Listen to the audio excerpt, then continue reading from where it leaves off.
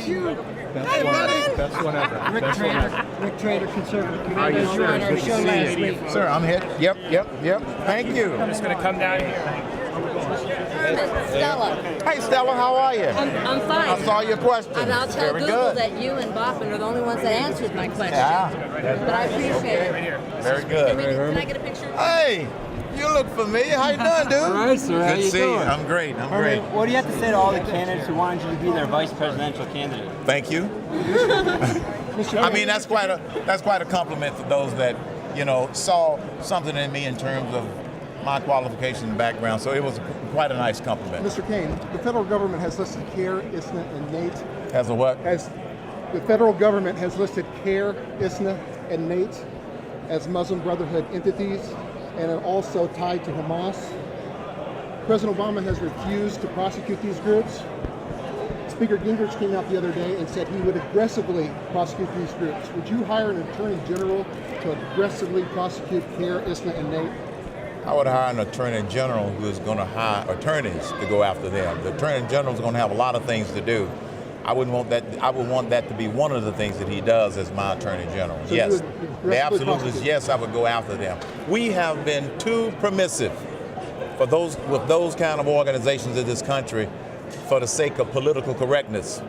This world is not safer, and political correctness is not something we ought to be more worried about than the safety of the people of this country. We understand. I will not seek it, but I think it is a distraction at this point.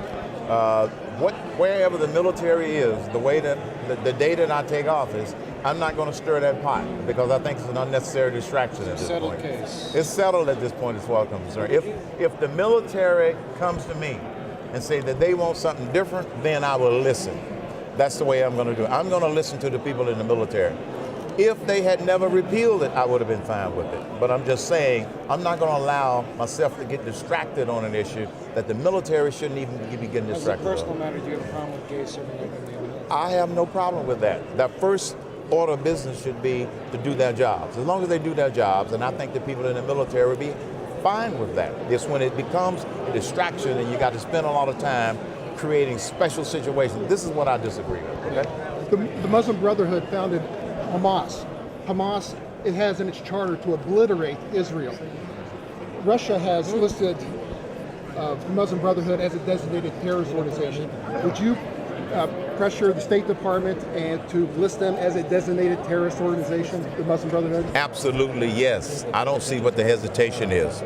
We can't do business with terrorists. And this is one of the problems I have with this whole Palestinian unilateral seeking statehood at the United Nations. Right. They still have a lot of issues within, amongst themselves. One of the biggest is Hamas being a terrorist organization. And so, no, I would never support statehood on that basis. We understand that you are seeking the presidential nomination. However, if you were not to get that, would you accept the vice presidential spot? I would only accept the vice presidential spot depending upon who was the presidential candidate.